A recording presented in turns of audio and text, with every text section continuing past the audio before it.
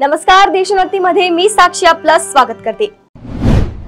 नवरात्रीच्या 9 दिवसांच्या विशेष कार्यक्रमात आज नवरात्रीचा तिसरा दिवस आहे। तिसरा दिवस म्हणजे चंद्रघंटा देवीला समर्पित आहे। नवदुर्गेतील चंद्रघंटा देवी दुर्गा देवीचे तिसरे स्वरूप मानले जाते। नवरात्रात तिसऱ्या दिवसाच्या पूजेला विशेष महत्त्व असल्याचे सांगितले जाते। त्यासोबतच आजच्या दिवशी निळ्या रंगाचे वस्त्र परिधान करणे शुभ मानले जाते।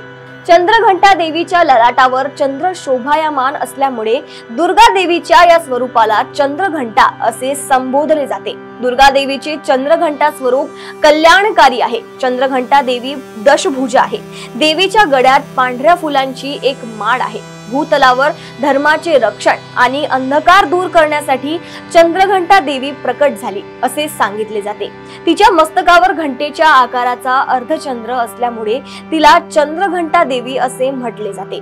तिच्या आणि राक्षसांमधील युद्धादरम्यान तिच्या घंटेतून निघणाऱ्या गर्जना राक्षसांना अर्धंग वायू आणि स्तब्ध केले होते असे सांगतात। पौराणिक कथेनुसार महिषासूर नावाचा राक्षस उन्मत्त झाला होता। यामुळे समस्त देव चिंतेत पडले होते। हे देव त्रिदेवांकडे अर्थात ब्रह्मा, विष्णू आणि महेशाकडे गेले। महिषासूर बद्दल ऐकताच त्रिदेव संतापले। या क्रोधाग्नीत त्यांच्या मुखातून एक ऊर्जा बाहेर पडली। त्यातून चंद्रघंटा मातेचा जन्म झाला।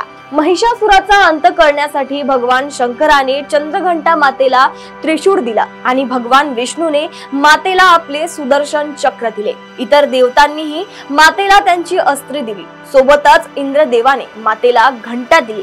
या अस्त्रांच्या मदतीने चंद्रघंटा मातेने महिषासुराचा संहार केला आणि सर्व देवतांचे रक्षण केले। तर ही होती आज नवरात्रीच्या तिसऱ्या दिवसाची माहिती। अशीच माहिती जाणून घेण्यासाठी बघत रहा देशोन्नती। नमस्कार।